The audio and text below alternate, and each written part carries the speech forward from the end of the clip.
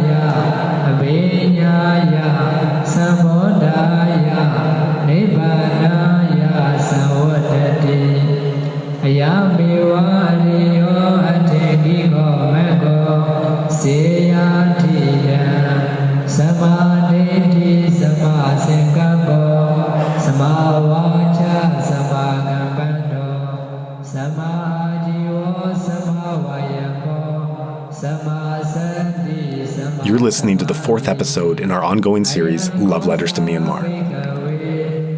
As many listeners likely know by now, episodes in this series feature guests reflecting about their warm and inspiring memories from their time in Myanmar. We will be bringing in a diverse range of guests for these shows, checking in with scholars, aid workers, exiles, diplomats, celebrities, activists, and others, to showcase how widely Myanmar's influences have touched people from such a wide range of backgrounds. On today's show, we take a spiritual angle. We touch base with 3 foreigners who came to Myanmar as part of their inner journey. In what follows, you'll hear from a monk, a nun, and a lay meditator who share how much the Golden Land has enriched their lives.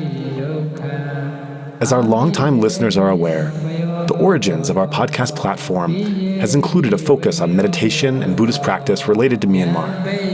At the time of the coup, we were working on several important, in-depth interviews, and these had been slated for release in February and March.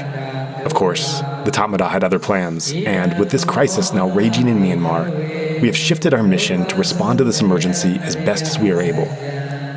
This has included investigating different aspects about the current situation since the coup was initiated, and delving into topics and guests beyond our prior focus. So today's show harkens back to the previous kinds of episodes we produced before these dark days enveloped the Golden Land. We explore the Buddhist practice and meditative insights of 3 dedicated practitioners, as they also share how Myanmar has influenced and supported their spiritual path. and the depth of gratitude they have for the country and people. We hope that their words and reflections are of value to practitioners everywhere. That being said, we also want to acknowledge Myanmar's rich diversity, a key topic in properly understanding the current crisis. This, of course, concerns ethnicity, but also religious affiliation. Our work is focused on the Dhamma teachings of the Buddha and their manifestation in Myanmar. And even throughout these special episodes, we expect this to continue. However, we have also begun casting a wider net, and in addition to welcoming non-Bamar ethnicities on the show, we will be exploring Christian, Muslim, Hindu, and Jewish communities as well, to bring a wider context for understanding to our audience. The first guest we'll hear from on today's show is Venerable Kanda.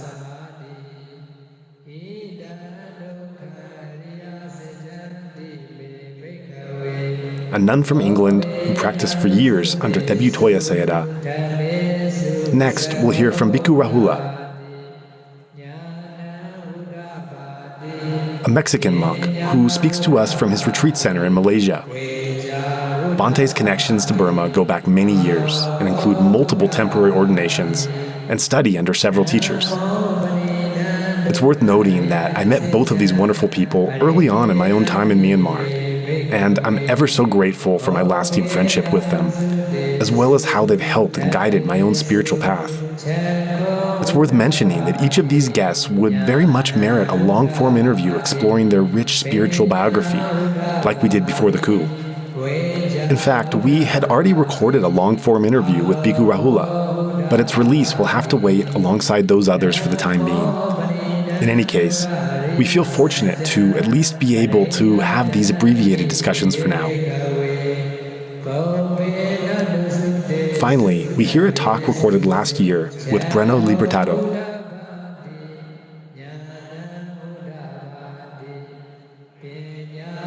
A Vipassana meditator from the SN Goenka tradition who traveled from Brazil to Myanmar last year on a personal pilgrimage. This interview is quite different from any other we have aired since the coup, so a brief word on the context. Unlike the current interviews, which are recorded remotely, this was conducted in person in January 2020, just before the COVID pandemic hit, and a full year in advance of the coup. Although the talk took place relatively recently, ensuing events make it feel from a different century. Breno speaks excitedly and joyously about his arrival in Myanmar and his plans for further spiritual development at the various monasteries and meditation centers he hopes to visit. It's bittersweet to revisit this conversation now, as it shines a light on a world that is currently not available, and we don't know when, if ever, it will come back. At the same time, the talk clearly fits into the current series, as we hear the deep appreciation of a visitor who's benefited from his association, however brief, with the Burmese people and country.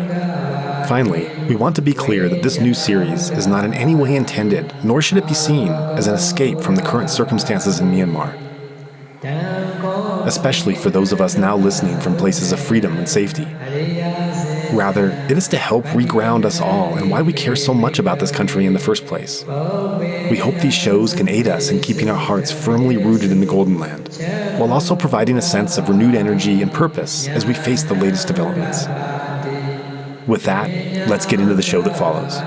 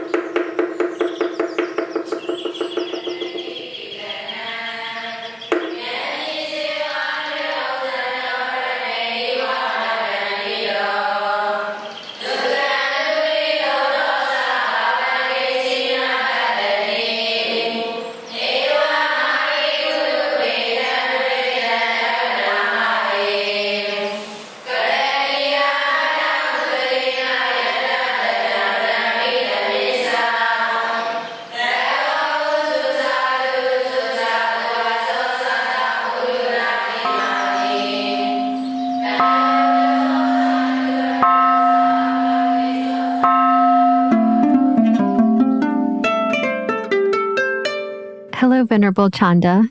It's an honor to have you here on this recording. I'm really looking forward to hearing about your connection to Myanmar and a little bit about your background. Thank you so much, Ashley, for inviting me. And it's a really beautiful opportunity to share about my time in Myanmar, my connection to the people there, and a little bit about myself as well. And hopefully some messages of encouragement as well to the people in Myanmar who are going through some really terrible, difficult times at the moment. Yes, absolutely. So I'm really curious to hear how you got started on the path of Dhamma. Okay. I could give you a long version or a short version, but basically I grew up in rural England, in the north of England, and had quite an uneventful, fairly happy childhood.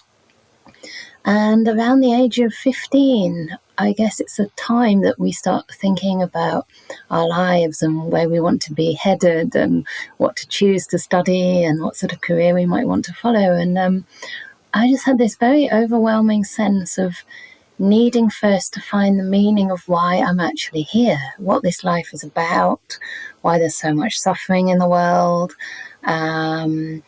what the purpose of suffering is, whether we just suffer kind of helplessly and with no particular reason, or whether there's something we can do with that suffering in order to transform our hearts and find a compassionate response. And by the time I was about 19, I was really eager to leave the country and basically to travel to find out more about myself. So I set off to India initially with my best friend from childhood.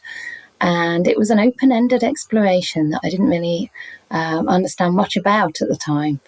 But very quickly it became clear that I was on a sort of spiritual search. And so I heard about meditation retreats. And the first one that I came in contact with was the meditation taught by S.N. Goenka, who's actually an Indian businessman who was born and raised in Myanmar and comes from the lineage of Ledi Sayadaw and the chain of teachers from Ledi Sayadaw to Saya Thetji and Sayaji Ubakin and Goenkaji. And so I heard about these retreats where we sit alone with our own mind and body and basically figure out what's going on inside ourselves. So I didn't come to meditation through a sort of religious exploration as much as a psychological one. And that first retreat just changed my life, because there I found the answers to why we suffer, but also how we get free. And I knew that the path would be my whole life. I made a determination then and there to dedicate my life to the Dhamma. And I do remember that Goenkaji mentioned monks and nuns who give their whole life to the practice. And it already kind of lit a little spark in me, a flame of curiosity and a really deep wish to travel to Myanmar. Beautiful. It sounds like you were a very reflective and curious teenager, and it led you to India, where you encountered Goenkaji's retreats. He speaks of Myanmar and how Myanmar has contributed to the Dhamma spreading around the world, especially it finding its way back to India. And it sounds like you were inspired to consider lifetime ordination during your time sitting these 10-day courses. Yes, definitely. It actually felt like a calling, something that just felt so right in my heart. And for the next 10 years, I practiced diligently and spent a lot of time in the centres all across India, also in Myanmar and Nepal, meditating and also serving.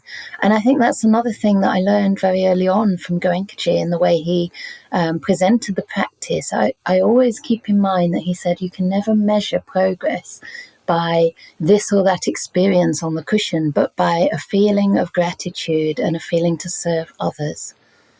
And this was very special to me and helped me to integrate my practice with everyday life, and also this wish to serve and to repay this debt of gratitude to the Myanmar people for maintaining and preserving the Buddhist texts and also so many practices in various lineages in Myanmar that have been, passed down from teacher to disciple throughout thousands of years, across thousands of years. And when I did first visit Myanmar in 1997, my first feeling on arriving was just how safe I felt as a woman compared to how I'd felt in India, for example. It was almost the difference between in India having to sort of really keep all my belongings, which were very few, but keep them closely guarded, close to my body in case there were any pickpockets around. Whereas in Myanmar, I remember getting on the bus for the first time and the people welcomed me onto the bus and said, keep your things safe, we'll look after them for you. And they would actually take care of me and make me feel so safe. And of course, in Myanmar, for anyone who's travelled there with an interest in the Dhamma, there really is a monastery or a temple almost on every corner, and so many different meditation centres which provide opportunities for men and women to participate in long retreats. So for me, it really was the golden land, in terms of meditation and taking the practice deeper. And it was almost like entering some kind of vortex that was... It was almost inevitable. It felt inevitable that I would end up ordaining there. That's incredible. And so it sounds like you did ordain in Myanmar for the first time. Yeah, that's right. It was not for another 10 years from that very first retreat, but throughout that time I was, keeping my eyes and ears very open. I was very dedicated to the Goenka method at that time because it brought me so many benefits in my life, so much more equanimity and stability, and understanding that I'm not reacting to situations outside that cause me suffering as much as I am to my own sensations, my own feelings and responses to that within myself. So it gave me a real method to address that at the root, or closer to the root. Of course, the real root of all suffering is delusion, which goes deeper still and can only be really overcome through right view. But it definitely gave me tools to be able to maintain equilibrium to the ups and downs of life, and also to develop this sense of deep compassion for the suffering of others, because the human mind is the human mind and we're basically all the same. So yeah, when I would visit Myanmar, invariably I'd be asked by people in the meditation centres, are you going to ordain? If you ordain here, we'll look after you, we'll recommend places to go. But I couldn't find the right place for myself for another 10 years. And at that time I was actually studying Indian medicine in England, because I realised it could be some time before finding a monastery to renounce in. And ironically, as the story would go, it was after starting to study that somebody mentioned to me that there was now a royal monastery in Tepu, which is close to Hlorca Junction in Morbi Yangon district. And I was just literally jumping for joy. I was like, I just can't believe this. I've been waiting for this for so many years. Finally, I'm going to have this opportunity to ordain. So I went out in 2004 the first time. By now, I'd already visited Myanmar quite a few times. So I went out during one of my summer holidays and took ordination for the 3-month summer period for the first time. And that was with my teacher, who I'd eventually take the ordination with again 2 years later after finishing my degree. You mentioned Tepu Siaro, is that right? Yes, that's right. I believe he was a monastic AT in the Goenkaji tradition. That's correct, yes. He was actually appointed by Goenkaji to conduct retreats as a bhikkhu. And it's quite rare, actually, for bhikkhus to be appointed. But I think it was due to some very deep insight that he had. He was ordained at a very young age, which is quite common, I think, especially in poorer families. And he wouldn't really talk about the background very much, but I think he was ordained from a young age, sort of 5 or 6 as a novice, and then took the bhikkhu ordination as soon as he was able. But even as a young teenager, he was practicing deep samadhi under the guidance of Sunlun Sayadaw. And then when he did get invited to India to go and do retreats there with Goenkaji, he gained very deep insight quite quickly as a result of his strong foundation and, of course, a life of virtue, a life of pristine sila, ethics, virtuous conduct. And so I heard about him, and I heard that he was developing a monastery where Westerners could also come over and ordain. And when I first visited that place, there was actually nothing there. There was just a Dhamma hall without any doors or windows at that time. So it was full of mosquitoes. Of course, no aircon. I don't think even a fan. We had some little mosquito coils that we'd burn from time to time, but it was very, very basic and very, very hot. But it didn't matter to me. I just wanted to be there and to take the guidance of Sayadaw Upanyajota. And yeah, it felt like stepping back into the days of the Buddha. It was very, in a way, I wouldn't say romantic, but something very evocative, because the lifestyle was so simple and so focused on practice. Actually, I'm reminded of my time in Myanmar, sitting a retreat after sitting courses in the West. And I remember sitting in a hall filled with lots of yogis, and it must have been the month of May. And we were just completely drenched in sweat as we were sitting. There must have been a fan or two in the room, but it was quite different conditions to practice in. Yes, absolutely. It's very hot, and I was always quite touched during the Tinjan festival in May, in the month of May, which is probably the hottest season in Myanmar. And of course, the Dhamma halls and most of the buildings have these metal roofs, which really trap the heat. And the Burmese people would just flood into the monasteries and into the meditation centers at that time because they had national holidays.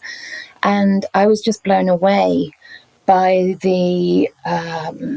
their diligence in meditation, their ability to just meditate, eyes closed, cross-legged for hours at a stretch, straight from their ordinary day-to-day life. And then the real beauty, which was quite touching, was that in the breaks, they would go back to their rooms and, you're supposed to maintain silence the whole time. But they would go to the rooms and they'd get out all this lepeto, the pickled tea leaf salad. And they'd have kind of tea parties in the rooms where the Burmese ladies would get together and chat and share together and then come back into the Dhamma hall right on time, and again in silence and straight into their meditation. And I remember in the beginning sort of going around trying to maintain the discipline as we're taught to in the Goenka system and say, it's a quiet time, it's silence all the time, even in the rooms. But then after a while I realised that this was their opportunity to share and to talk in a safe space. And, of course, Myanmar was already under the military dictatorship then and had been for, I don't know, maybe almost 50 years throughout the time that I was in Myanmar as a non. And so I realised that this was also an important part of feeling safe for them. So it was very nice actually to see that they had that opportunity to integrate and to relax and then meditate. And I think maybe that actually helped the meditation. Yeah, it's a real sense of closeness, community, and camaraderie amongst the yogis. I'm curious, when you decided to ordain, was there a moment when you made that final decision? I'm going to do this for life? Or was the decision more of a slow progression? I think because, as I mentioned, the aspiration to ordain arose fairly quickly in my practice life. Within the first couple of years, I was very sure that that was the way I was headed. And I practiced a lot of retreats on probably over 50 or 60 Goenka retreats, including the long retreats of 30 days and 45 days. And it got to the point where I just didn't really want to come out of the meditation. I felt like, what's the point? I just want to keep going deeper and exploring my inner world. I was making progress, and it was just, I was fascinated by seeing the Dhamma unfold and, understanding impermanence more and more deeply. And I just wanted to continue. So it came to a point where it just felt like a very natural thing to do. It was almost harder to continue in lay life than it would have been to ordain. The obstacle was in terms of opportunities to ordain and finding suitable conditions. But at the same time, obviously, this is a very different path from perhaps the path that my parents would have expected me to take. And although I think I sort of mentioned it to them all along the way that one day I hope to ordain, I didn't want to sort of shock them straight away by saying it was for life. So I sort of said to myself and to them, I'll give it a try. But interestingly, as soon as I met my teacher, I think either the first or the second time, I think it was the very first time, he said, if you ordain, is it for life? And I just said yes. And it was from the heart, it was just from the heart. And he said, if you ordain for life, I'll build you a kuti. And I kind of thought nothing of it, but it felt like, nothing of it in terms of whether that would happen or not, or any expectation of that. But it just felt like an immediate acceptance as his disciple for the long term, like he was taking me under his wing. And perhaps he could see the strength of my aspiration, I'm not sure. But 2 or 3 years later, after going back the second time to ordain and living in that monastery, he did in fact build me a kuti, myself and another Western nun, on top of a hill where there was a little bit more breeze and a beautiful view of the pagoda that he was building there. And so I feel that it was sort of, my intention was set from the outset. But the beauty of monastic life in the Buddhist tradition is that you don't need to take any vows. You don't need to make any promises. You can always leave if it's not working for you. And there's no shame or stigma in that. So for me, I think it's a constant questioning, even to this day. And now it's 15 years since I've been a nun. I still ask myself, is this headed in the right direction? Am I increasing in wholesome states? Are the unwholesome states lessening, getting weaker, being overcome? And am I aligned with my higher aspirations and goals? So that's very much a living question for me. But I feel at a certain point with the renouncing, it sort of has its own momentum, and it's almost impossible to imagine going back to a lay life. Thank you so much for sharing that. That is very inspiring. It sounds like all the conditions really came together for you to ordain for life. And it sounds like you spent most of your time in Myanmar as a newly ordained nun. Is that right? Yes, I spent almost 4 years in Myanmar. So it was the sort of beginning of my monastic life, but it was a very good foundation, I think, for the rest of my monastic life that was to follow. Of course, I had no idea which direction that would take. But it was difficult health-wise, and I did have some health difficulties that meant I had to leave the country and, go to have examinations, investigations, and then come back again and try to settle down. And I think eventually it just became too difficult to stay there due to the climate and my dietary and stomach issues. So I had to leave in the end. Yes. Yeah. After I started sitting long courses and in the Goenkaji tradition, those have really been the best days of my life, sitting long retreats. And, I had certain inclinations to take on the monastic life, and it took a few years, but based on my family dynamics, I also wanted to take care of my parents in their older age. So I made a sort of a sharp decision to really commit to the lay practitioner life. And yet, as you mentioned earlier, the role of service and how that's so central to the Buddhist teachings and progress on the path. So I want to know if you have any thoughts around social responsibility of lay practitioners, or if you have any thoughts around engaged Dhamma. That's a lovely question. Thank you for asking, because I do believe we have to learn how to bring our practice on the cushion into every aspect of our life. The Buddha taught the Eightfold Noble Path, and part of that is right action, right speech, right livelihood, and of course right motivation, which hopefully underlies all those three. So I think it will differ from person to person, but for me, a very important part of ethics is taking it from abstaining from doing harm, abstaining from, breaches of ethical conduct into active practice of virtue. So the Buddha talked about both abstaining from the harmful, but performing the wholesome. The wholesome action. And I think that will take different, it will look very different for different people. But I think in terms of what's happening in Myanmar at the moment, where people are being harmed and, in danger of their lives, for me, the compassion that really develops deeply in the heart must manifest as action. When compassion grows, it overflows into our speech and bodily conduct. And where people are being harmed, I think it's almost natural, and it's a necessity to try to prevent that harm.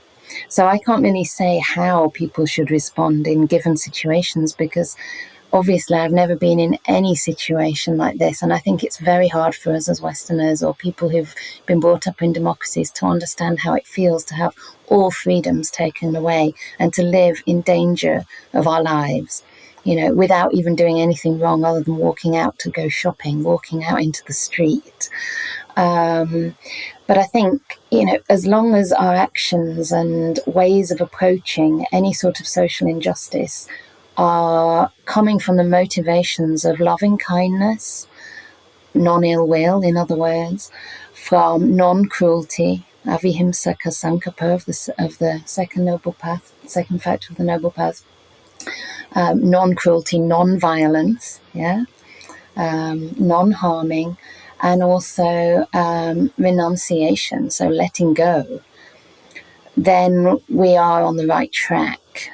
And I think we have to be very honest about, our motivations, because I can imagine that it's very, very difficult in a situation where, you are in danger of your life not to develop ill will and hatred towards the oppressor. And I think that's the great challenge here, because the Myanmar people have always, for me, been exemplars of incredible strength and gentleness, but also non-harm.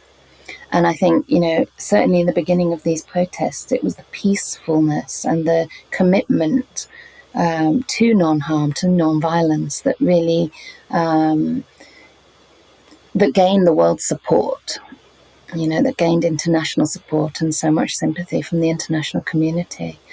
So if that can continue to be a non-violent movement towards democracy, this is really wonderful. And it's part of active virtue. I would say it's very much part of the path. Thank you for that beautiful explanation. I think one of the things that can happen with lay practitioners is that we tend to want to compartmentalize our practice and maybe keep it separate from the more messier aspects of the world. And it sounds like you're saying this ethical responsibility to support that which is wholesome and to lessen those things that are unwholesome in all the various aspects of our lives.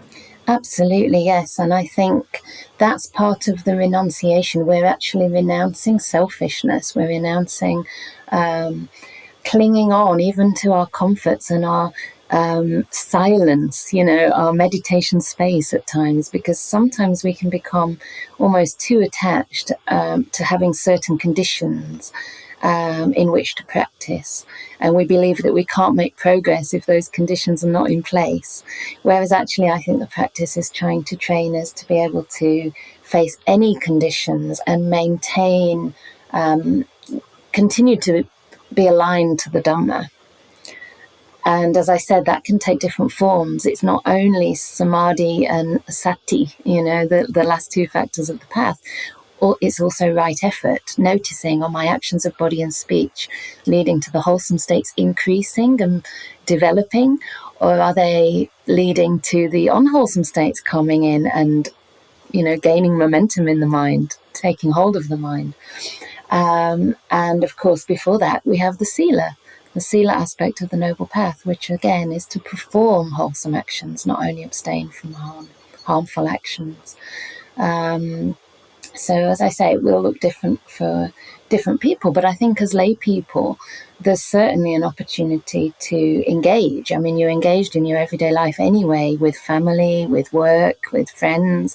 We can't just turn our backs on what's happening in the world. And yet at the same time, it's important to try to remain resourced. So I think this is where the practice in our daily life can come in, that we do take time to meditate, time to just check in with ourselves and try to address any of the trauma that can arise when confronting such difficult situations that are almost inconceivable for people, like myself, who haven't been through anything like that in my life. Even as somebody with very close connections to Myanmar, it's very, very upsetting and hard to bear at times. So, I can only imagine how it is for Myanmar people who maybe are living outside of Myanmar and have family over there, or of course for people in Myanmar who are just trying to stay safe and remain positive and hopeful for the future, and trying to understand how they can be involved and how far they're willing to risk their lives. So I think, those of us who do have the privilege to find a safe space, to find a quiet space to practice and to process some of that, and, learn to meet the difficulties with compassion, I think we're in a better position then to, again, go out maybe as activists, or, doing whatever you can do, raising funds, or getting involved in various organizations that want to help over there. We can do that from a more resourced place. So I think it's always a balance, and that balance will change from person to person. So it's important not to judge ourselves or anyone else, but just to be very honest to where we're coming from and how best we can serve. Beautiful. Thank you so much for that explanation. I wonder if you're connected to monastics or lay practitioners or lay persons that are currently living in Myanmar, and how they're all doing during these times. Yeah, I'm not connected to many monastics there now, although I do see from time to time one of the monastics who lives with my teacher, who is now in another part of Myanmar. It may be better that I don't say where. So I see that he seems okay, and the community there seem okay. I have other lay friends in Myanmar who I just keep in touch with very short messages on Facebook, and I just send messages of support, and I can feel, that they're not able to say too much.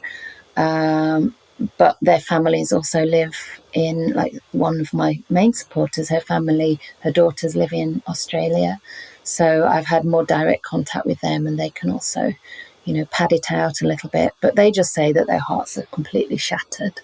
And I think it's the same for many of us who have such deep connections with that land, not only because of the terrible situation there for the people whose lives are at risk and whose futures are so uncertain, but also in terms of Myanmar representing to so many of us a place of peace, a place of deep practice and devotion to the Dhamma, and a place that we can go to, that we've had, the honor, the privilege to go to deepen our meditation. And, just the thought of that no longer being a resource for people in the world is absolutely devastating, because this is something that the Burmese people have preserved for so many thousands of years, and that we can benefit from. And I think many people, especially lay people throughout the Western world, sometimes aren't aware, actually, that their lineage comes from Myanmar. The mindfulness movement, that was started and made very popular by people like John Kabat-Zinn and Sharon Salzberg, Joseph Goldstein in the US. The Insight movement in England as well, through Guy House. All of this has its roots in Myanmar. And much of the time, we're really not aware where that comes from. Myanmar has really contributed to the development and then the spread of Dhamma around the world. And at a time when the people of Myanmar are in such a vulnerable state, I personally think it makes sense that we all rally behind them and support them at this time. Absolutely. I think, that they know they are not alone and that they're not forgotten, even if we don't hear as much about what's happening within that country. I also want to say that, around your question of how we can and how far we should be involved in engaged Buddhism, so to speak, as lay practitioners or as monastics, I think we can take a really good example from the Myanmar people. And again, I've been incredibly impressed, because I know the people of that country as deeply committed to the practice of virtue. Even just the average person on the street that you would meet would have an understanding of the 5 precepts, and they would, maybe take the 8 precepts on the Apposita days. And as I say, it gave a sense of real safety, for me as a female traveller as well in that country. And to see their dedication to deep meditation. It's just incredible to see that can also transform into this kind of activism, that it doesn't remain just a sort of ideology or a philosophy, but they can bring it into the streets. They can stand in front of people who, may be threatening their lives and offer a rose or offer some water, or try to reason with them using the Buddha's teachings, try to talk about metta, try to talk about kamma. For me, this is just incredible, and it shows how deeply the Myanmar people have understood and integrated their practice for generations. Regarding the Buddhist teachings being so deeply suffused in most everyday persons you meet on the street of Myanmar, it seems like so many are willing to give up their life to help serve and protect the safety and well-being of others at this time. And to me, that's just so inspiring. It makes me want to do everything that I possibly can for my safety and comfort to help them. So I wonder if you have any words of encouragement for the people of Myanmar right now with everything that they're facing. Yeah, thank you for pointing that out, because that definitely is my experience of the Myanmar people. And I think part of their courage at this time probably comes from a very deep appreciation and trust in karma, in that the quality of our motivation determines our long-term happiness or suffering. And that if we're coming from a good place, there's really nothing to fear in the longer run, in the wider perspective of things. And that wide perspective includes concepts such as karma and rebirth. And, in Myanmar, the people that I've met have this, you could call it a faith. Perhaps some people also have direct experience of things such as future lives.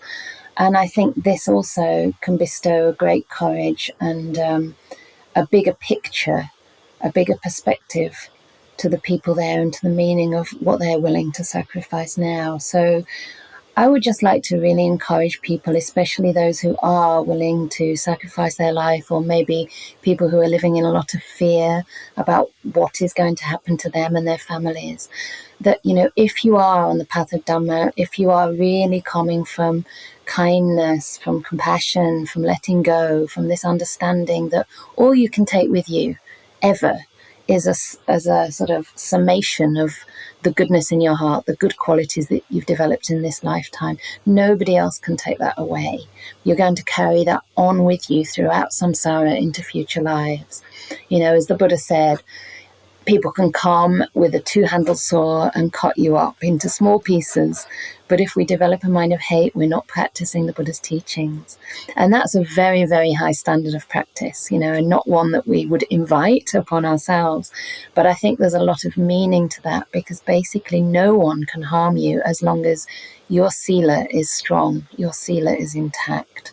So we do our best. We can't be perfect in this world, but I would just like to encourage the people by saying, we see you, we see your virtue, your courage, your resilience, your commitment to non-harm, and you're on the right side of history. You're working towards democracy, which is something that is so aligned with the Buddhist values.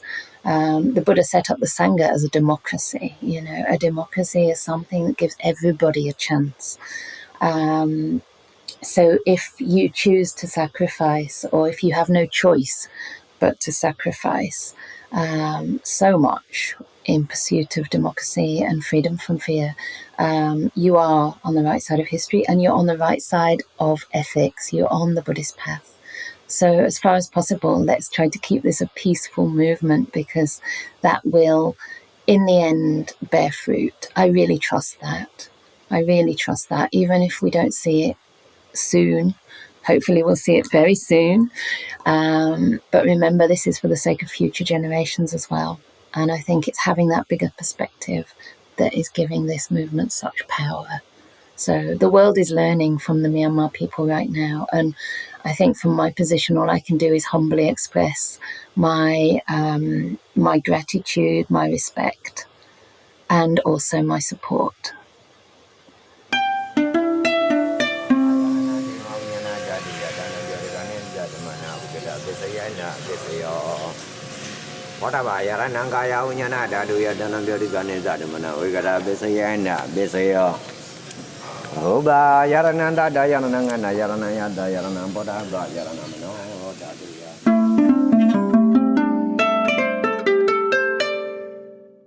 Hello, Bhante Rahula. Thank you for being here today.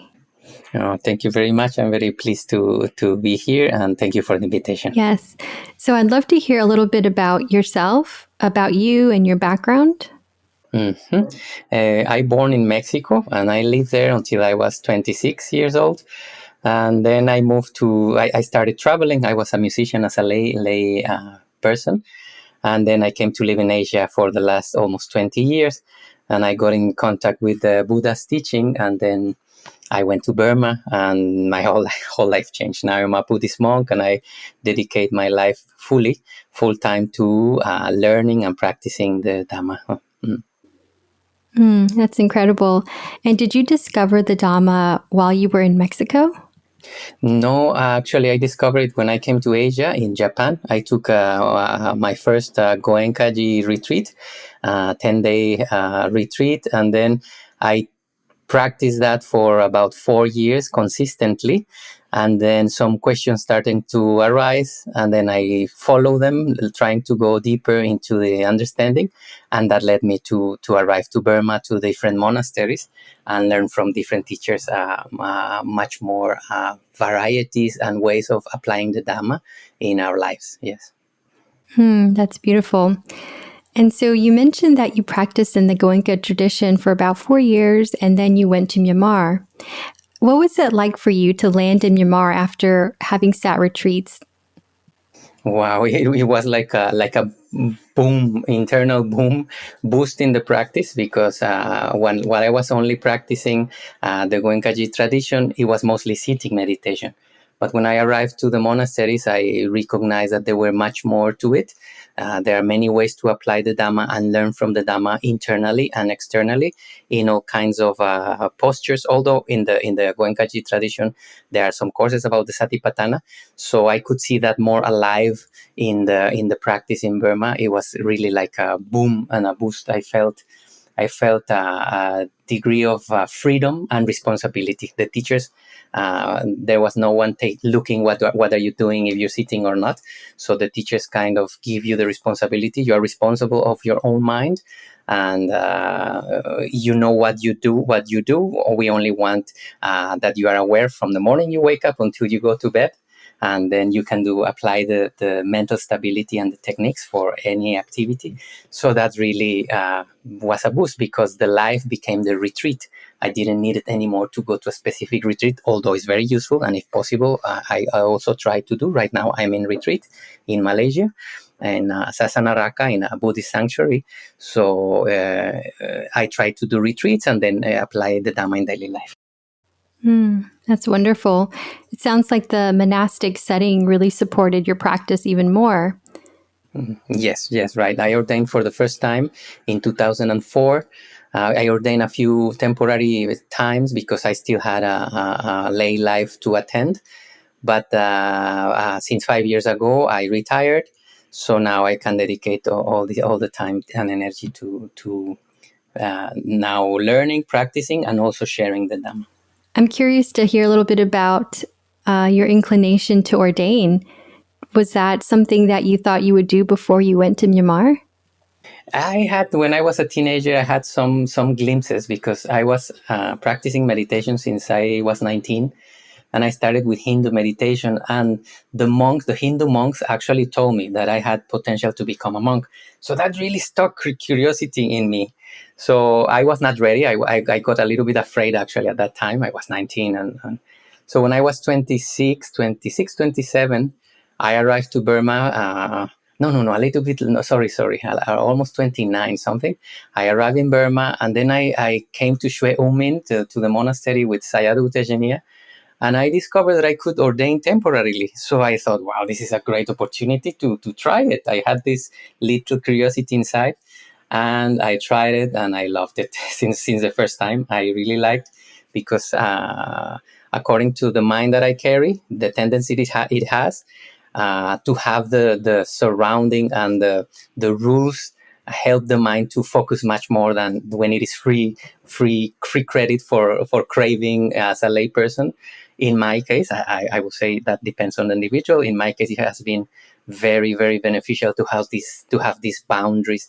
So I made 5 times experiments, and then this is the 6th time, and I'm comfortable. I don't need to go back to work, so I think I continue walking.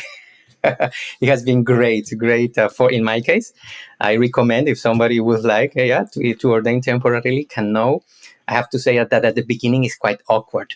You don't know how to arrange the ropes, and you need to be wary about the rules, but later on the rules actually are very supportive. So you don't think about many things because they're out of your mind already. So it's very helpful for the practice as well. Yeah, you were really quite fortunate, I think, to be able to really devote your life to being a monastic. And a country like Myanmar really does support that, in comparison to, say, a country like the United States. So I'd love to hear a little bit more about how the country has supported you on your path. Oh, everything. What else can I say? Even what I learned about the Dhamma before entering Burma, it came from Burma. So, I mean, this question touches my heart, because everything, the most important thing that I ever encountered in my life is a gift from Burma. And I lived there. I've been there for extended periods of time, many times. I learned from many teachers, and have rejoiced on the generous support of so many people for you just to cultivate. So it is really beyond words. It's priceless, and well, the biggest treasure in my life, and something that I'm dedicated, and I hope I can live up to it, and do a service for the Dhamma, and all the generosity of all these people. May I retribute in a way that they feel proud that the Dhamma is spreading and benefiting more people. Now, also in Latin America, my own mother now knows Abhidhamma, and we can talk, and she practices, and my sisters and many friends. So it is priceless. It's just the greatest treasure I have ever gotten in this life came from precious Burma. Yes, I totally relate. I think, having been born in Myanmar, and I was born into a Buddhist family, but I had the opportunity to explore other religions when I was a teenager, and I was very curious. But, eventually I discovered Dhammapatapa in Georgia and sat my first 10-day retreat, and it's just saved my life, really. So I feel like I owe everything to, the tradition, and just the country of Myanmar that has kept this practice alive. So, yeah. It is really unbelievable, the effort of so many generations to keep goodness alive. So now, with the current situation, we need to find ways to support the individuals, and of course the treasure that it is contained. Yes, exactly.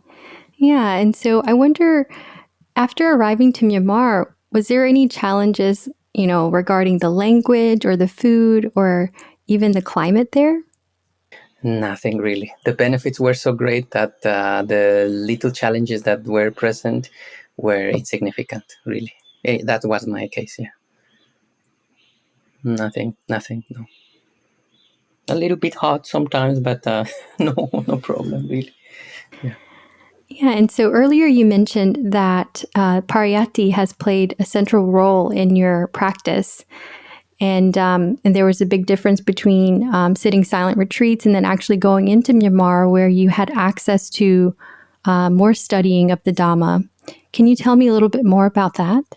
Yeah, the studying, we can say that it was 5 years of only practice, then 5 years of only practicing, but in an open way, practicing while walking, eating, talking, like incorporating it into life. And then after the 10th year of practice, I started learning about the Abhidhamma especially and some suttas. And that was a second boost. I had a first boost in life was encountering the Dhamma.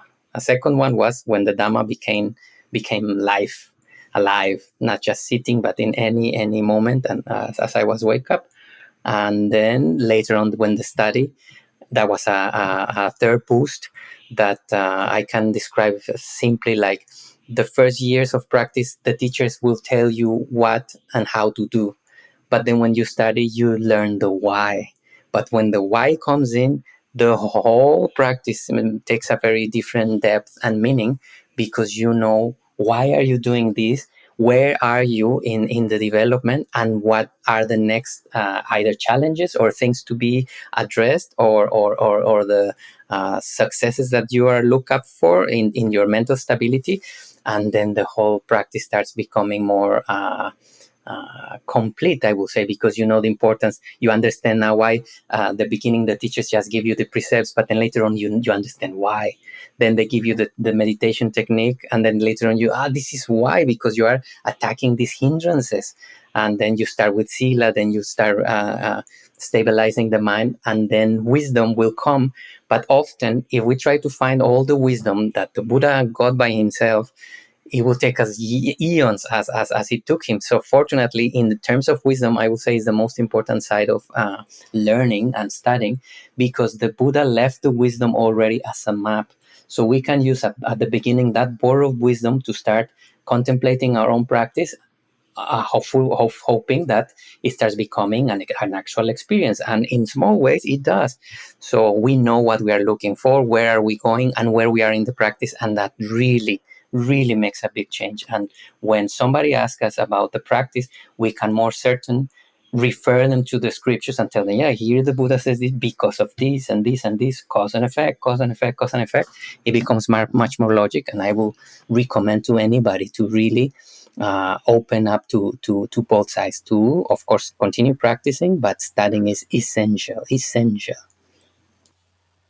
Yeah, I love how you phrase that. It sounds like, when you first start practicing, you start discovering insights within your own body and mind, and just having the pariyatti along with it just really helps to clarify things and just enhance or strengthen your practice even more. And then they just kind of go back and forth and enhance one another. So yes, just like that it is. And then you have the map is greater than our how much we have walked. So a lot of hope arises, because you can see where our minds, if we continue walking, where are they heading, and the only destination they're heading is just inner beauty and benevolence. I mean, it is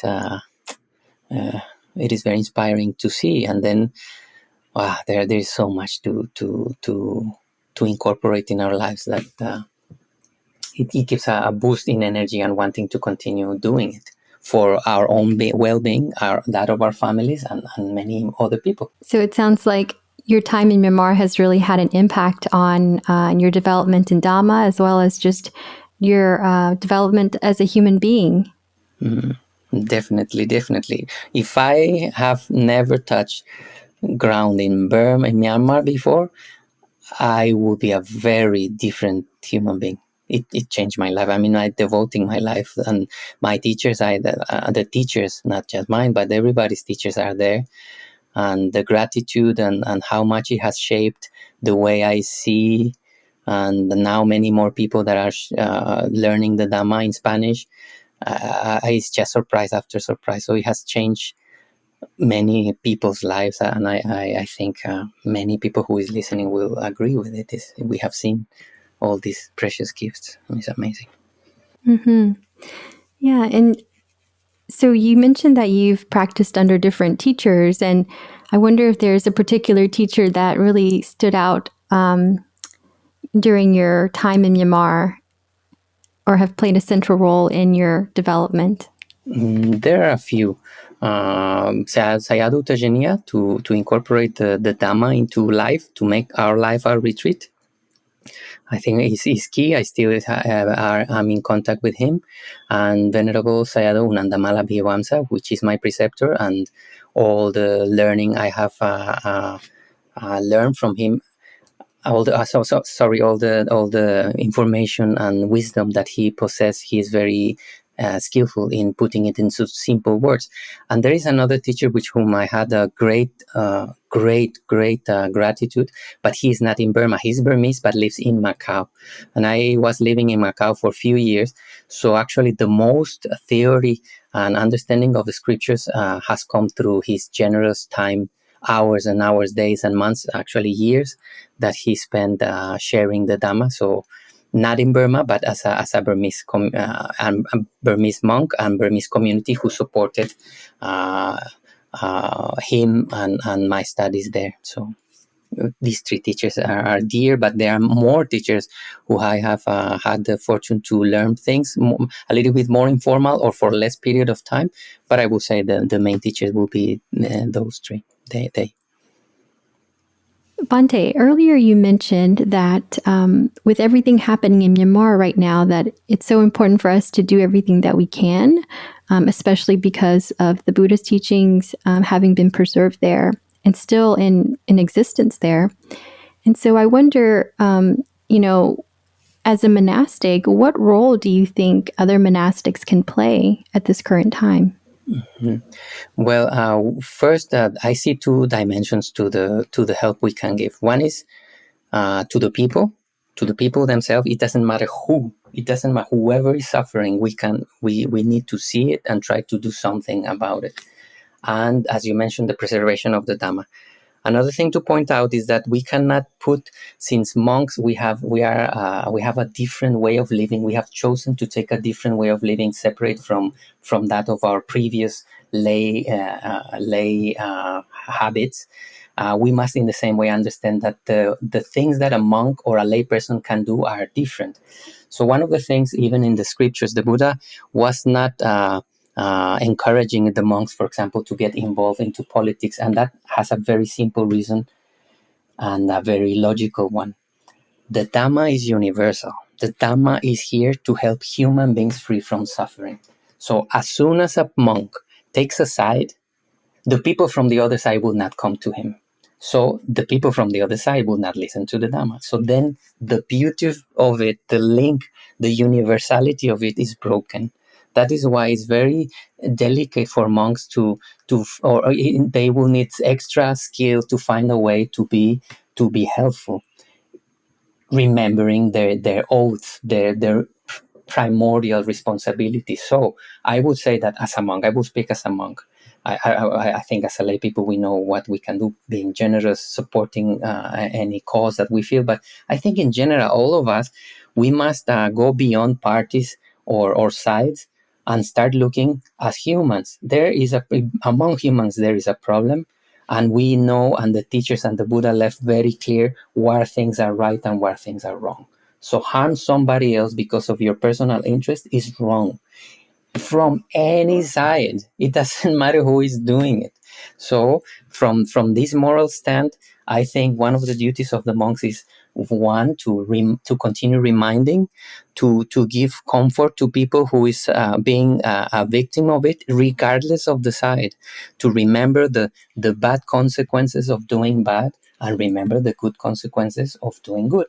So how to balance the mind in any situation as much as possible in our neutral moments, not in times of heightened activity. In our neutral moments, how to learn and use the techniques to come back to oneself, come to our senses, develop a right frame of mind with equanimity, with metta, and keeping this frame that we are humans beyond our differences, beyond our uniforms and parties. We are humans, and we all want to be free from suffering, and there are ways to do so. And the first thing we can do is develop as much wisdom and inner stability as we can, and try to move forward, finding a common ground where no harm is done and everybody can flourish. So this is where it becomes a little bit more often I'm asked, like lay people will ask, why the monks are should do this or should that, but we must understand the universality of the Dhamma, and we are the how we say the stewards of that Dhamma, and Dhamma is universal, so we must understand from a general perspective, regardless the party. I will say again, regardless the party or political inclination, we are dealing with human suffering. We know what is right to do, and we know what is wrong in the action, not in the individual or the affiliation they have. Yes, thank you so much for mentioning that. I think you make a really excellent point, because just as the civilians are currently really suffering in Myanmar, I think so are the military soldiers, including and maybe especially the military generals, who are quite mistaken and I think they are also suffering, but just is not apparent right now, and the suffering is being planted right now. So from any side, we must understand that now there is a conflict and all parties suffer, and the more misdeeds anybody from every side, any kind of violent or ignoble act that is performed, soon or later will just bear its fruit. So right now it's just a matter of perspective. We apparently think that these people or the wrongdoer from any side is abusing, and yes, it is causing harm onto somebody else. But the seeds are being planted, so even compassion can be generated out of it. The problem is not the military or the people or the views of political and things. The problem, the essence of the problem is lobha, dosa, and moha. Greed in any of our hearts, aversion in any of our hearts, and in the immense ignorance that we all carry. And I cannot raise my hand and say that I don't have greed or lust or desire, attachment. Of course, there are still, all of us have it. None of us can raise a hand and say that we don't have aversion, and least of all, ignorance. So to point fingers to one side and to the other, it's just making the process longer. And we must all focus as much as possible. I'm not trying to be naive and think that everybody will take that position. Hopefully we can, through dialogue first or through common inspiration, whoever wishes, start recognizing that the real problem, the thing that is causing the misbehave in the background is greed. It's a thirst for power, or it's a thirst for feeling of people, in case of lay people, so to feel hurt, and then allowing anger and rage to go, and then as soon as that we are unskillful and allow these negative emotions to pop up, then our actions will just be follow up. So as the Buddha very beautifully says, hatred can never be overcome by hatred, only by love. This is an eternal law. So we must go and start looking. Fortunately, I hope that the waters calm down a little bit and people come into its senses, because Burmese people, more than us being on the West or born in the West, know. So it can be good to be reminding one another that the real problem is the cause of suffering, as the Buddha said, is desire, attachments, and that's it. You just look at it, and we can go beyond affiliations and uniforms. It's a human problem. We have a human problem, all of us, and the ignorance of the people hurting others, it will just reap their fruits sooner or later. And ignorance rolling. It's and I have it. We all have it. The first thing we must do is become responsible of our own greed, aversion, and ignorance. That's the first thing we should do, because it's still alive in our hearts. Right. And so it sounds like, as the people of Myanmar are really thinking through how to respond to the recent military coup, that they really need to be considering, is this intention or this action going to result in the type of... Yes. I know it's a bone hard to chew, but yes, nature works like that. Whatever we have planted in the past gives fruit in the present. Whatever we are planting in the present will give fruits in the future. So I think one good thing, whatever choice everybody, we all of us take, we must consider not just the immediate. Of course, we need to be safe and have community to avoid any kind of harm, but also have a deeper view of the implications of our actions. So in that, what we need to do more than the apparent is the intention. Why are we doing something? So if the action is being impelled by a unwholesome intention, I mean, the fruit is unavoidably come as a suffering sooner or later when the conditions are present. So yes, we need to keep that, and I'm saying that first thing people need to be avoid harm as much as possible, team up, and find clever ways to be able to stand for what is just, in a way that does not generate suffering, not in themselves and not in others. Remembering that it's just ignorance playing around. The real enemy is Loba dosa moha, and we still have it inside, so we cannot underestimate it, because if we are inspired by the heat of the moment, we might do actions that later on we will unavoidably receive the painful results. Yeah, we need to see in a little bit in a second dimension, not just the immediate, but of course take as much care as possible in the direct for us and all the families. Right, right. So it sounds like whatever solutions that people are coming to, and whatever responses and actions they're taking, they really need to consider the short-term and the long-term results of those actions, and the action is both seed and fruit. Yes, the action starts as a seed and will give fruit, and whatever we are reacting to is the fruit of previous action. That's how the nature works. I mean, in the laws of physics, even we can see it's just cause and effect. In terms of consciousness and bigger movements, it works like that. So making peace with it also helps. And if we know the law, what is the hope in it is we know what kind of qualities we need to foster and keep present. So then the practice comes in moments that are not very urgent.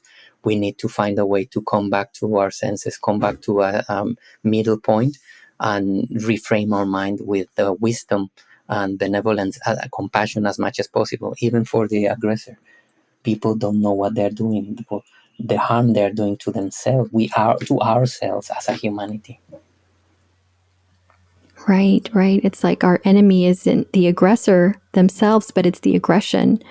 Or it's, our enemy isn't the ignorant person per se, but it's actually ignorance. And so the more we cultivate wisdom and understanding and compassion, the more our actions will lead to the results that we really want. Yeah, we will have a step forward, because we are seeing beyond the individual. We won't get hooked with the individual, but just by making the question, what is making this individual act in this way?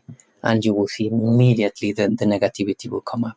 Either force, either some people are forced to, some kind of greed that might not come directly from him, but you just follow the thread and you will see that there will be some negativity, very apparent, some blindness in all of us. So we the first thing I think we need to take care in any side of the conflict, to see that we don't fall onto the same thing that is generating the problem. Sometimes we want to make the fire go out with gasoline. So no. We need to be very careful not to incur in more ignorance and more negativity. I know it's difficult. I know it takes more time, but it has been shown in human history that it is possible to take a stand and do not cooperate in a way that, for the sake of everybody's well-being, let's not harm each other, nobody.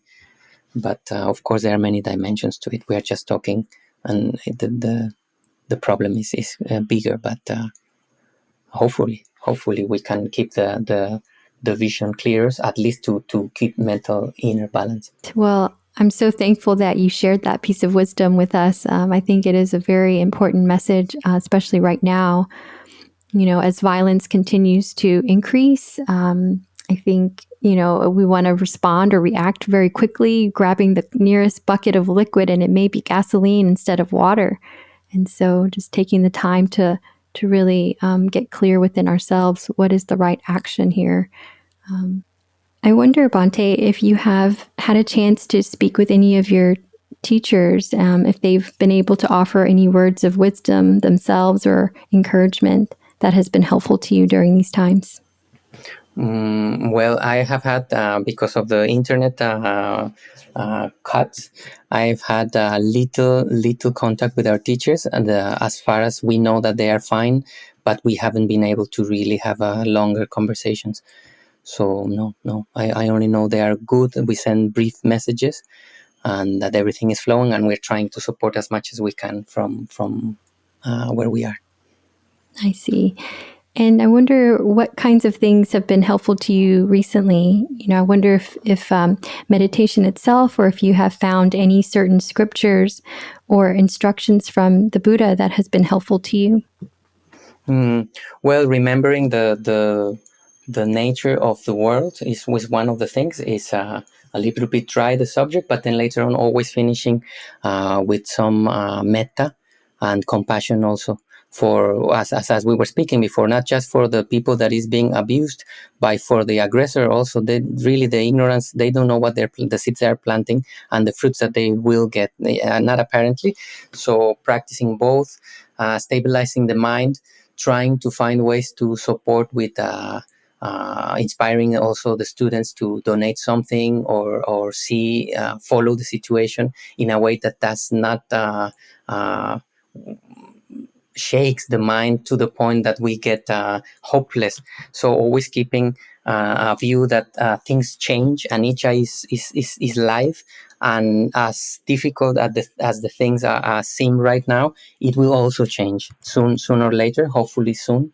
And keeping just perspective and sending metta is one of the things that has been helping me a lot, to think on the people and try inside to feel together, and let our friends in, as I mentioned before, with brief messages, to let them know that we care and that we are together in this, and hopefully some help also can come for that can make a change, and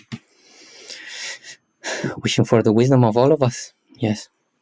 So another thing that has been very helpful is to do some chanting. It calms the mind, but most of it, and not just because of the chanting, but because of the meaning of the teaching of the Buddha. One of the scriptures that I like and keep often close is the Metta Sutta. And then also there is one very beautiful blessing that it is very common to hear in Burma, and our teachers love it. I love it because of its meaning, and I would like to offer it with all my heart to all the people, hoping that it brings some space of reconnection, and reconnection with goodness in our human nature, beyond any affiliation or ideas that we might have. So I'm sure that the teachers, my teachers were here, they will be gladly join. So remembering all of them, and all the teachers in Burma, all the people in Burma, children, parents, young people, old people, working people, may all of us be well, and may all of us continue finding a stable point to face whatever difficulty life brings. Sapitijo biwachantu sokoro vinyasatu mate bawat wantarayo sukhitika yuko pawang Abhiwadana silisa nichambuta pachayino Chataro dhamma vadanti ayuwano sukham balam Bhavatu Sabha Mangalam Rakantu Sabha Devatam Sabha Buddhanu Bhavena Sabha Soti Bhavantu Te Bhavatu Sabha Mangalam Rakantu Sabha Devatam Sabha Dhamanu Bhavena Sadasoti Bhavantu Te. Bhavatu Sabha Mangalam Rakantu Sabha Devatam Sabha Sanghanu Bhavena Sadasoti Bhavantu Te. Sadhu, sadhu, sadhu. And the translation of that Pali is, may all misfortunes be avoided. May all illness be dispelled. May you never meet with dangers. Be happy and live long. For those who are respectful of the elders and the noble ones, 4 qualities increase: long life, complexion, happiness, and strength. Through the power of all the Buddhas, the power of all the Dhamma and the Sangha, may all the Devas always protect you. May every blessing come to be. May the Devas guard us well. Through the power, as I repeat, through the power of all the Buddhas, the Dhamma and the Sangha, may you always, all of us and our families, be at ease. Sadhu, sadhu, sadhu.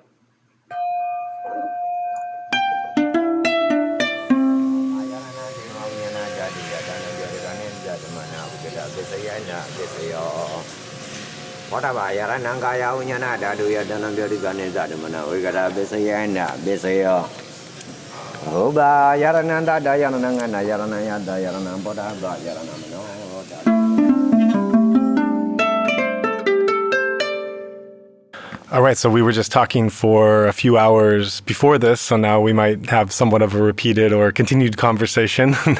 We just lost power in Myanmar and our district of Yangon, which isn't all that unusual, and so we're kind of waiting for the power to come back on so we didn't have the noise of the generator, and here we are. And so welcome from the home to the recording studio. Breno, is that how you pronounce the name?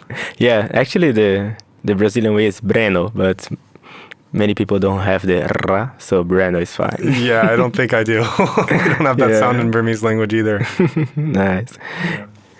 Yeah, so thank you very much. It's very good to be here. And yeah, it's a bit different from outside because now we are in a studio closed, but still comfortable. Yeah, so we have this this monastery across the street that we help to furnish some rooms. Meditators sometimes come in and out. It's a service we provide to help meditators that are coming between courses or pilgrimages to have a pleasant place to stay. So that's where you've been staying the last few days and getting accustomed to Burmese Buddhist monastic culture and Burmese people. You just arrived a few days ago. Yeah, exactly. It's very good to have things like sorted out before you come because, yeah, when you arrive in a new country, it's a bit difficult to, buy some stuff and how to spell and the first words. And here is very good because you have something sorted out. You have some friends to speak English with you sometimes. And also what I find very, very good is that you have like a scooter driver that you can call. And then he can talk, it takes you to the market and to solve practical stuff. And besides to translating, it's very, very good to help you with the subtle stuff like don't wear like this, wear like that and stuff like that. This is very, very helpful, especially in the beginning. Yeah, absolutely. Yeah, so, one of the reasons I thought it'd be kind of cool to talk is that I think what you're doing in Myanmar and where you find yourself is not unsimilar to a lot of listeners out there. You come from a meditative background. You've always really been interested in the Dhamma practice in Myanmar. You've had your own meditative practice before, and suddenly you've landed here in the Golden Land, and you have this openness of opportunities in front of you that you're trying to parse out. Well, what is it that I can do, and where is it located, and what do I actually want to do? What do I want to include in my time here? And as you're kind of going through this process, it's probably something a lot of meditator listeners can identify with, of thinking, well, yeah, I'd like to come to Burma too, and what would I do with my time? So I think by talking about how you're constructing your own journey and your own time here, it can be something that meditators in a similar situation can get some value in thinking about themselves and what they want to do if they eventually come. in the beginning, I was not sure because why I came here, because in the past few months, I would say, it's like my intuition is a bit strong. So, or maybe it's not stronger. I just trust more on it. So I decided to come to Burma just to develop in the path of Dhamma, right? So I was not very sure why and what. But one thing that made me realize that this is a good path for me at the moment is like I was feeling like I need to try other tradition of meditation, right? And I think here you can find different tradition. I think this is the most important thing of why coming to Burma, because in Brazil, of course, you can find some meditation, but we don't have much tradition. Actually, I only know like Goenka tradition, which is like open to lay people, and others I don't have much knowledge about it. Maybe it's not open, maybe it doesn't have. But here you can find much more traditions, and also because of the Facebook, like Burma, Dhamma in Burma, and also the blog, and you can find more information about it, right? So this is why I came here. And also another thing is, in the past few months, I was experiencing the benefits of metta in my life, and I saw that there is a metta retreat and stuff like that, right? So like totally different from the tradition I came from, like 15 days focusing on metta, which is very important for me. So I think that I really need it, right?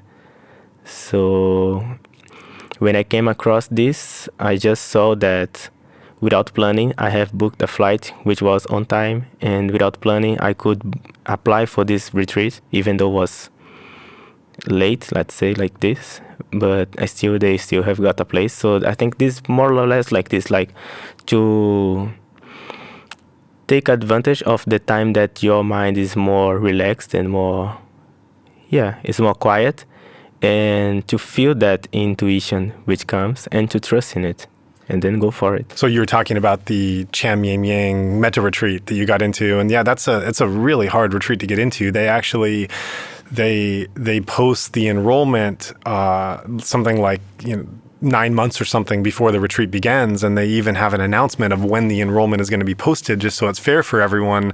And then it's usually filled sometimes within 24 hours of just posting the enrollment. So I think it was really fortunate that so late in hearing about it, you somehow got into it. So really good timing. Yeah. I think this is the thing, right? Like something that the timing starts working when you're not planning. So when I see those signs, I just decide to follow, Right.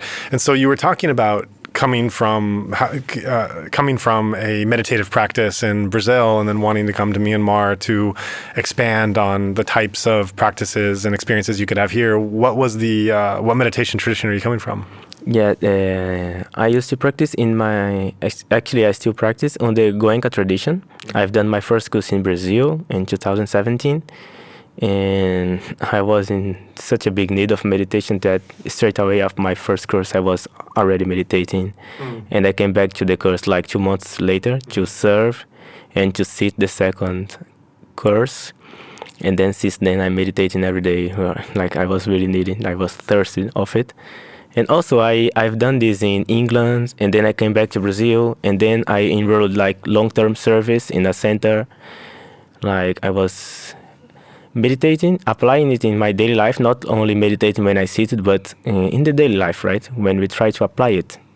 When you are talking to someone, when you are facing a very hard moment, when you are facing a very pleasant moment, like a very delicious food, you try to meditate. And then at some point I was thinking that I was not very, let's say, agreeing with a few points of the way that people are doing this approach of meditation, even though I see very good benefits of it. I think I was like getting in a point that I don't really agree with this point of maybe with this view, right? But I don't meditate for a long time, and probably I don't know much about meditation, but I just decide to go and try another tradition and to see how is it in other countries, right? Where places have been doing this for a longer time, and when this approach is more included within the culture. So I think the idea is after having this experience with other views and with other approach, I think I can look at this tradition again. And even if I not agree with these views that I didn't agree before, maybe I agree, but even if I don't, it's like I can maybe accept it more, right? Mm-hmm. And see the benefits of it, the benefits of other approach, right? But just to try a different point of view, to see the same thing from a different angle. Mm-hmm. Where did the idea come to start with metta to enroll in an intensive metta course? Actually, it's interesting because in the very beginning, metta was very frustrating because in the first course, he say, I think in the 7th day, in the Goenka tradition, he say in the speech that in the 10th day we are going to experience something like a balm, and I was very looking for it, to see what is this. I'm facing so much suffering. I want this pleasant sensation, and then in the 10th day it was just like wishes and stuff like that, right? So it was very frustrating, I think, because I just didn't know what's metta. And after course and after meditating, I started to understand a bit more what's metta, right?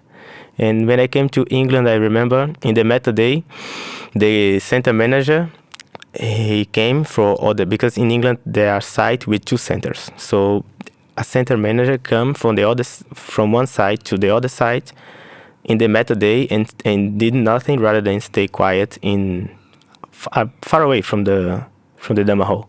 And I just saw him, and I knew that something very special was happening there, right? And I didn't know what, but I knew something special was. I was feeling something special, right? And I felt very much inspired by that person. And afterwards, coming back to Brazil and meditating and everything, I start developing metta, right? Developing this practice.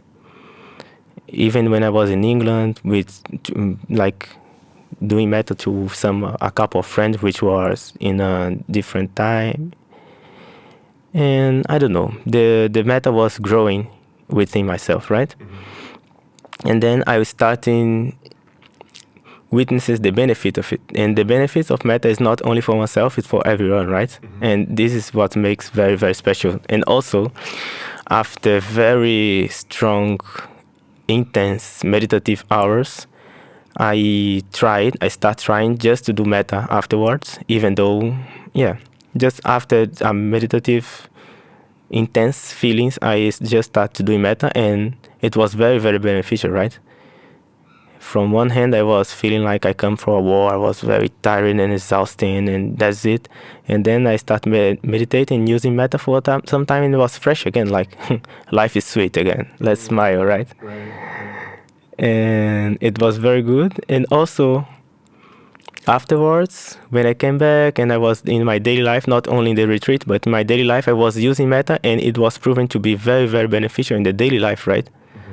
So I really felt like I need to develop more on metta. Right. So I think where you find yourself in Myanmar as kind of like a meditator who you have experience, you're not totally new to it, you know the benefits, you know the discipline, you know the requirements of how meditation is framed and how you have to approach it, and yet you also have this openness for the experience and for respect for different places of practice, different approaches that you're seeking to have. And you have time to practice as well. You referenced before recording that you have a maximum time available of something like 7-8 months, where you can devote yourself to some type of living and Dhamma practice, and you're trying to figure out exactly what that is, if it's going to be in Myanmar the entire time, and if it is in Myanmar, which kind of places and traditions you want to go to learn from. And it's really an exciting time, is what I'm getting at, is that this is a place where you have so much potential in terms of what's being offered, from study to practice, from city to countryside, being with other foreigners, or just being really in a culturally Burmese Buddhist context, or even an ethnic context, Shan or Pao or Mun or Rakhine or other type of ethnic Buddhist practice. And it's kind of like the whole the whole world, the whole country here is open for being able to construct how you want to frame your own spiritual path and Buddhist learning experience. And so I think what's really interesting, and for meditators especially, that are thinking of coming here and thinking of doing the same, thinking of leaving, making a big leap in their life to take a moment to leave what it is they're doing and invest in this kind of spiritual growth. The question then comes, how in the world do you figure out what to do? How do you figure out you have all these possibilities, all these things you could be doing? What mental process are you going through to figure out what it is you want to practice, how long, where to go, to narrow all this possibility into, all this potentiality into one thing that you're actually going to be, obviously you might not just do one thing, but one thing at a time. You can't do more than one thing at a time. So choosing among all these different options and going forth with one of them, how are you going through that mental process? One thing that comes to my mind, that when I was in one of the courses, I was serving, and one Indian friend, he's Indian and he's living in England for a while, a very sweet guy. And he told me that it's very special when you have time to meditate, and also when you have the intention to meditate together, right? Because it's not always that it comes together. So right now I feel very grateful because of past experience. I have saved a bit of money so I can live without work for a while. And I think this is very special. Not many people can do this. Right. And I just decided to do this to develop, right? Because I think to go in the meditation path, it brings much more benefits rather than career and everything else, right? So I just focus what is priority. And priority, in my opinion, is meditation. Otherwise, in my opinion, at the moment, it can't be done like only one thing, right? I can go with my priority, with meditation, but also important to do other things. For example, hobbies, and like to help me to take it easy, right? Don't go so serious. This is one thing that I used to do. And that's one thing that I think Metta is going to help me with. Right, being easy on yourself. Yeah, a bit easy and take it easy. Don't go so hard, and don't push yourself so much. Or not push yourself at all. Maybe I can get there. And sure, so it makes very clear that Metta is an important path for me, right? So rather than this, there is other opportunities. So I think it's very important to talk with people who came to Burma before. Because even I mentioned before the blog and the Facebook page, there's much information there, right? So you can find yourself in confusion. Right, this is the Burma Dhamma Facebook page and blog, which I've run for several years. That's the one you're referring to? Yeah. Right. Great. So it's great, it's very good, especially the very beginning of the Facebook page. It says that there are many traditions here, especially this. So you narrowed out already, so that's very good. Although there's a lot of information there, right? And I think it's very important to be with yourself and to know more or less what do you need, right? Are you very going through a time that you are lazy, that you need to push yourself, or are you pushing yourself and you need to take it easy, right? And then rather than be aware of deeply what do you need, it's very important to talk with someone who have done this path before, right? For example, I've talked to Joa and other people that he put me in contact with. And I think this is very important because those people, they've been here and probably they have been in the same kind of confusion, let's say. So it may be helpful, Yeah, right. So you're doing the Metta retreat, and then what thoughts do you have on how you're going to construct your time after that? Because you have a real kind of open window for anything you want to do next, and how will you make that decision? Definitely the tradition, I'm not sure how to pronounce it, but one tradition which is focus on taking it easy. Maybe you can. Yes, I think we talked about this just before the interview. Shui Umin or Sayadaw U Tejaniya. I don't know if it might not be exactly the right characterization to say it's the tradition that just takes it easy, but they work on. This is a tradition that observes the mind. And Chittanupassana, so it observes the mental going-ons of the mind and the six sense doors. Yeah. I think this is a very important one. Why? Because I used to push myself so hard, and now I need to still meditate, still do effort, but without me pushing myself. I think this is what I need to learn, right? And maybe I I ended up doing a not very good description, and please forgive me, this is not my home language in the end of the day. Right, and you just heard about this place for the first time a few hours ago, so yeah. So that's it, to focus in a kind of meditation tradition in which you can do effort without pushing yourself. I think this is what I would like to learn. And yeah, I think this is the most important for me at the moment. Right. And how are you finding the role of culture in your practice? Like, there's always the question of how culture fits into the greater practice, and what is your level of interest in engaging to some extent in Burmese culture versus just kind of being really practice and spiritual oriented and just going in that direction alone? How are you balancing these two factors? Yeah. Actually, there is the first barrier, which is the language, right? Not many Burmese speak English. Right. So I would love to be in touch and very integrated with the Burmese people, but I think it can't be really done until you have some level of skill development in the Burmese language. So yeah, I really like to come and integrate with people, but there is this barrier. So I'm just allowing the time that maybe I settle down here for a while. If I really take the decision to settle down here, then eventually I will integrate with people, because for me that's very important. This is one of the important things I came here for. Yeah, and you've only been here a few days, but you've already been committing yourself to Burmese study. Yeah, yeah. Right. So how's that going? The sounds, right? I think if you come and learn Burmese at some point, just be aware that the intonation is very important. Yeah. Like if you say ah, is one thing. Yeah. If you say ah, you might be something which is the opposite sense. So I don't know. I think it's a very hard language, much harder than Portuguese, because I think what makes a language hard is the amount of vowel sound that you can use it. Mm-hmm. And English has less vowel sound than Portuguese. Mm-hmm. And Burmese, it seems to have even much more than Portuguese. So I think it's one of the points which makes the language hard. But I think it's possible, right? I think the thing is, when you find a place, like a comfortable place to stay, and you allow time to learn, I think that's possible. And maybe you can say much better because you are very good in Burmese. So I try to be, but I still have a ways to go as well. Have you been able to communicate with people even in small ways in the few days since you've been here? Yeah, sure.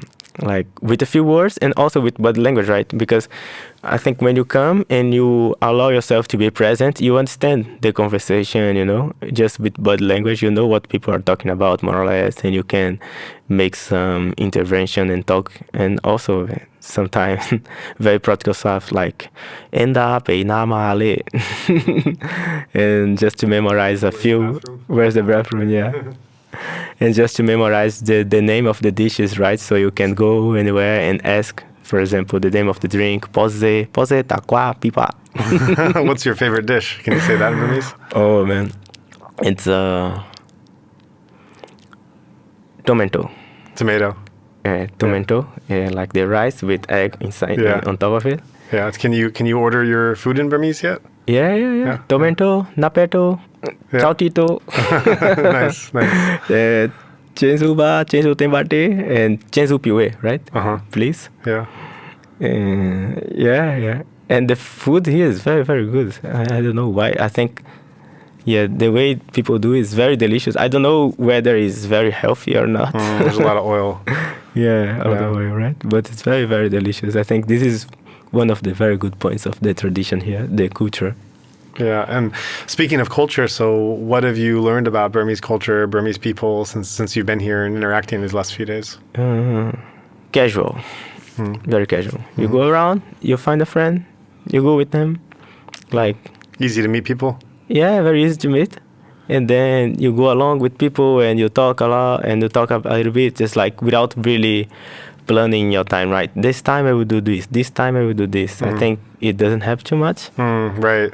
Things just kind of happen as a flow. Yeah, as a flow. You wake up, you come out from your home, and then sometimes I used to go to the shop of the scooter driver. And sometimes he just find me on the way, right? He's going somewhere, and he find Breno, come, and I jump in the middle of the traffic. I jump in the scooter, and we go somewhere, and we think about it, or maybe we just don't think about it. And I'm a little bit used to, because the place I came from in Brazil is more or less like this, right? It's like let it happen, let it happen. I don't come from a very big city like São Paulo. I was living in a small village in a state in which I think people are more relaxed and taking a not so rush life. So I think I was more or less used to this, and actually I really appreciate this way of life. Right. So when you think about the kind of spiritual experience you want here in the weeks or months that you'll have in the country, do you have an idea of what kind of practice you want to do? Not in terms of the tradition per se, but in terms of, one can study, one can meditate, you can be involved in social monasteries and education, you can be in secluded place, you could be with foreigners, isolated from foreigners, more in a local rural Burmese environment. Do you have any idea of the kind of the preference you have of what taking advantage of this Burmese Buddhist culture and monastic environment, what kinds of things are appealing to you in your spiritual journey here? I think to be involved with people is more like my personality, right? Rather than be isolated or so on. So to be integrated with people, to be involved. But I don't know in which way. Maybe working as a volunteer, or maybe just set up some ways for me to share my knowledge, right? So I'm used to teach how to dance. So I think maybe this is a bit delicate in here, because I don't see so much dancing in this. Right. Yeah. I don't think the monks are allowed to dance. Yeah, maybe not. But lay people, why not? Yeah, exactly. Sure. When I say integrated, maybe the especially lay people, Yangon, right? It's becoming a modern society, so there'll be a lot of opportunities. Yeah, and maybe teaching how to speak English for some people, But definitely I want to be with social interaction. But I'm not sure yet what kind of social interaction I'm going to do, right? Right. Yeah. Has there been anything that surprised you so far being here that wasn't as you expected? Not really.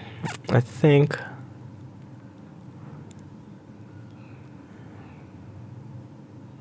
I wasn't expecting the food to be so good, actually. Oh, okay. Yeah, sensual pleasures. Yeah. Because I came from Thai, and everything it talks about Thai food, right? Right. And actually, Thai food is good. But when I came here, I said, whoa, that's very, very good. It's this was unexpected, right? This was unexpected. Because to be in a place that the traffic is all crazy and stuff like that, was somehow expected. And also, I have some experience in this back in Brazil, right? So that's more or less okay. Yeah, well, great. Wishing you well in your experience. Is there anything else you want to share here? Yeah, I hope everyone who is listening just follow the call, right? Because sometimes we have a call to meditate or to do this, and sometimes we don't really understand. And when it comes to the intellectual side of the mind, it brings a lot of confusion, I think. Or sometimes not. Sometimes we just have an experience in which we see very clear what we think, what we would like to do, right? And I think to develop, we need to trust, right? And the trust, it starts in trust ourselves and our intuition, instinct or something like this. And just that's what I'm trying to do. Just trying to follow the intuition that comes when my mind, it seems to be more quiet, that kind of intuition that comes clearly. And I think this is a very good thing to do. So if you feel like you have this desire to come and experience and develop, right, I think this is very good. So I hope this talk can be some way beneficial for you. Yeah, okay, great, thanks, and best of luck with the rest of your journey, and hope to hear more on the other side. Yeah, thank you very much.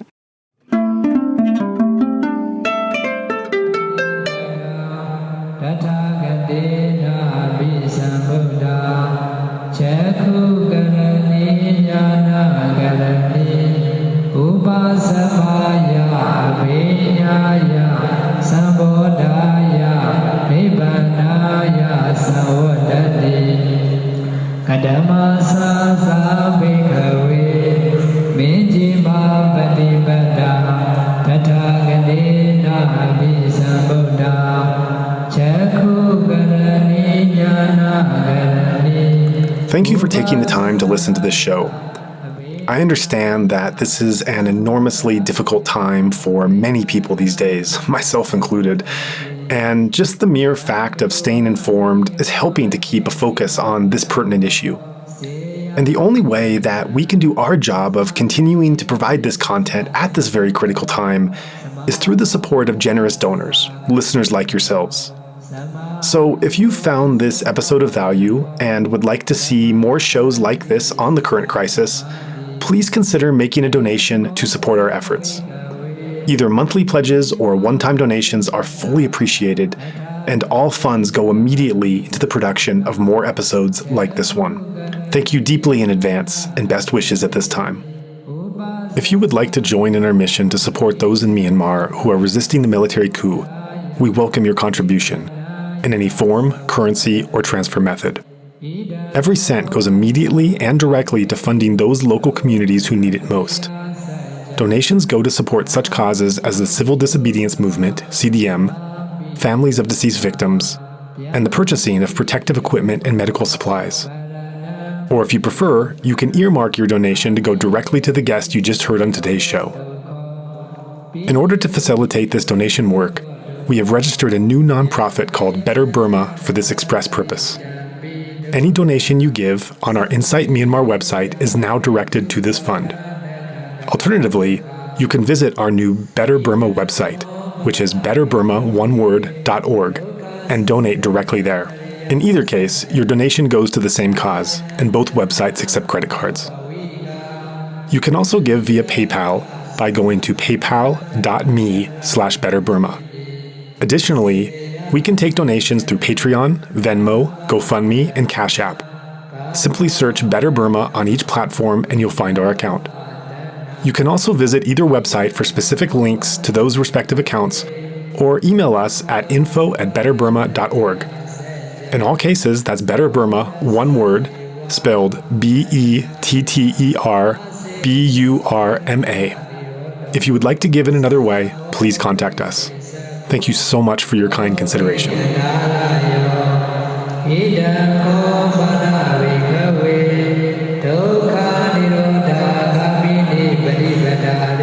You've been listening to the Insight Myanmar podcast. We'd appreciate it very much if you could rate, review, and/or share this podcast. Every little bit of feedback helps.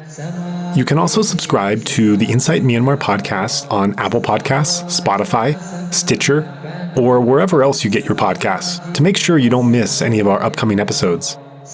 If you can't find our feed on your podcast player, please just let us know and we'll ensure it can be offered there in the future. Also, make sure to check out our website for a list of our complete episodes, including additional text, videos, and other information available at insightmyanmar.org. And I also invite you to take a look at our new nonprofit organization at betterburma.org. There was certainly a lot to talk about in this episode, and we'd like to encourage listeners to keep the discussion going. Make a post, request specific questions, and join in on discussions currently going on the Insight Myanmar podcast Facebook group. You're also most welcome to follow our Facebook, Instagram, and Twitter accounts by the same name. If you're not on social media, feel free to message us directly at info@insightmyanmar.org. Or if you'd like to start up a discussion group on another platform, let us know and we can share that forum here. Finally, we're open to suggestions about guests or topics for future episodes. So if you have someone or something in mind, please do be in touch. We would like to take this time to thank everyone who made this podcast possible. Currently, our team consists of 2 sound engineers, Mike Bink and Martin Combs. There's of course Zach Hessler, content collaborator and part-time co-host. Ken Pransky helps with editing, and a special Mongolian volunteer who is asked to remain anonymous does our social media templates. In light of the ongoing crisis in Myanmar, a number of volunteers have stepped in to lend a hand as well, and so we'd like to take this time to appreciate their effort in our time of need. And we're always on the lookout for more volunteers during this critical time, so if you'd like to contribute, definitely let us know. We'd also like to thank everyone who has assisted us in arranging for the guests we've interviewed so far. And of course, we send a big thank you to the guests themselves for agreeing to come on and share such personal, powerful stories. Finally, we're immensely grateful for the donors who made this entire thing possible. We want to remind our listeners that the opinions expressed by our guests are their own and don't necessarily reflect the host or other podcast contributors. Please also note that as we are mainly a volunteer team, we do not have the capacity to fact-check our guest interviews. By virtue of being invited on our show, there's a trust that they will be truthful and not misrepresent themselves or others. If you have any concerns about the statements made on this or other shows, please contact us. This recording is the exclusive right of Insight Myanmar podcast and may not be used without the expressed written permission of the podcast owner, which includes video, audio, written transcripts, or excerpts of any episodes. Also not meant to be used for commercial purposes. On the other hand, we're very open to collaboration, so if you have a particular idea in mind for sharing any of our podcasts or podcast-related information, please feel free to contact us with your proposal. If you would like to support our mission, we welcome your contribution. During this time of crisis, all donations now go towards supporting the protest movement in Myanmar through our new nonprofit, Better Burma.